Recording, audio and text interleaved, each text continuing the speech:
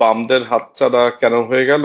আমি কিন্তু কখনোই মনে করি না যে এই পুরো জঙ্গি হামলা বা জঙ্গি যা যা ঘটেছে সেই পুরো ঘটনার ভেতরে বামদের গ্রিপে কখনোই এটা ছিল বলে আমি অন্ততপক্ষে মনে করি না। বামদের অনেকেই এই আন্দোলনের সাথে আন্দোলন শব্দটা এত ডিস্টার্বিং আমার জন্য। এটা কোনো আন্দোলন না, এটা হচ্ছে টোকাই হামলা। এই টোকাই হামলার সাথে আসলে আন্দোলনেরও তুলনা চলে না। বিকজ এটা যে টোকাই হামলা এটা আমি আপনাকে আগের প্রোগ্রামেও বলেছি, don't think it is a political rhetoric এবং আমি খুবই বিদ্বেষ নিয়ে কথাবার্তা বলছি। আমি আপনাকে অসংখ্য প্রমাণ দিতে পারবো। এমনকি যে জাতিসংঘের রিপোর্টে তো সেদিন আপনাকে রেফার করেছিলাম না? ৫১ নাম্বার পাতাতে ২০৫ নাম্বার প্যারা যে এখানে ওদের সাথে টোকাইরাও যুক্ত হয়েছিল।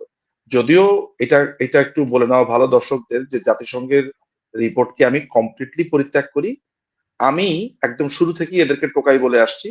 জাতিসংঘ আমার বক্তব্যকে সমর্থন করেছে শুধু এতটুকুই বলার জন্য।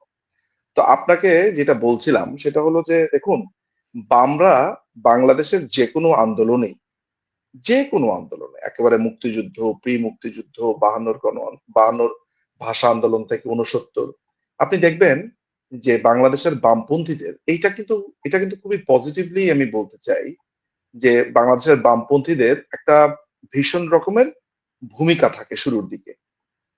যে কোনো ধরনের আন্দোলনে বামদের একটা ভূমিকা থাকে। মুশকিল হচ্ছে এই ভূমিকা তাদের অনেক মৌলবাদী আন্দোলনেও থাকে।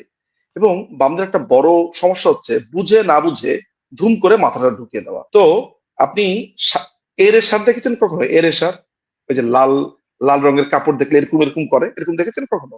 হ্যাঁ, বামদের অবস্থা হচ্ছে মাঝে মধ্যে এমন হয়, সবকিছুর ভিতরে মাথা গলাতে চায়। যেমন ধরা যাক আহ দুই সতীনের ঝগড়া হচ্ছে, হ্যাঁ, সেখানে একজন অবিবেচক বাম ঠাস করে ঢুকে গিয়ে সেখানে বলা শুরু করবে, আপনাদেরকে সাম্যবাদ বুঝতে হবে, আপনাদেরকে বুঝতে হবে এই বুর্জোয়া রাজনীতি এই করেছে।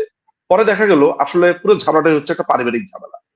এটা আমি মজা করে বললাম, কিন্তু মজা করে বলার ছলে ওটা একটা বৃহৎ আকৃতি আছে।